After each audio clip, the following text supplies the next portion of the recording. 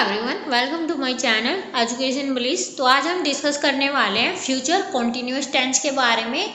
Future continuous tense का use कब करते हैं हम? जब हम सोचते हैं कि फ्यूचर में कोई काम कंटिन्यूअसली चल रहा होगा, तब हम फ्यूचर कॉन्टिन्यूअस टेंस का यूज करते हैं। अगर हम इसको पहचानना हो तो कैसे पहचानते हैं? अगर हिंदी में किसी सेंटेंस के लास्ट में रहा होगा, रहे होंगे या रही होगी आता है, तब हम फ्यूचर कॉन्टिन्यूअस टेंस का यूज करते हैं। इसका स्ट्रक्चर क्या बनता है? पहले सब्जेक्ट होगा, फिर विल या शैल हेल्पिंग वर्ब होगी, और फिर बी होगा, और फिर वर्ब की फर्स्ट फॉर्म के साथ आईएनजी, और फिर ऑब्जेक्ट होगा। जैसे कि राहुल अलग अलग टाइप की पुस्तकें पढ़ रहा होगा, तो Rahul will be reading various kinds of books. वो कार्य करने में उसकी मदद करेगी या कर रही होगी। वो फ्यूचर की बात कर रहे हैं, तो यहाँ पे क्या होगा? फ्यूचर में कोई काम कंटिन्यूअस दिखाया जाएगा तो she will be helping him to do the task.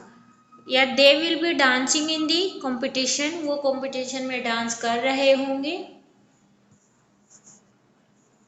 Negative structure क्या बनेगा? सब्जेक्ट विल शैल फिर नॉट बी, वर्ब की फर्स्ट फॉर्म के साथ आईएनजी और object. He will not be sleeping, वो सो नहीं रहा होगा। Dad will not be reading newspaper, dad newspaper नहीं पढ़ रहे होंगे। इंटरोगेटिव में क्या आएगा?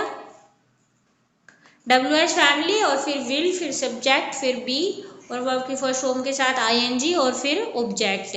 Where will Ram be sleeping, Ram कहाँ पर सो रहा होगा। या what will she be feeding the dog, वो कुत्तों को क्या खिला रही होगी।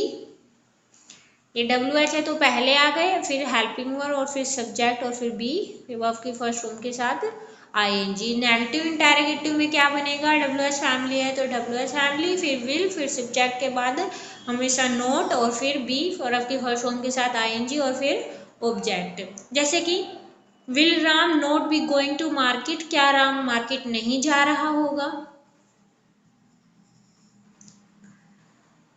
Will children not be making a noise, क्या बच्चे शोर नहीं कर रहे होंगे।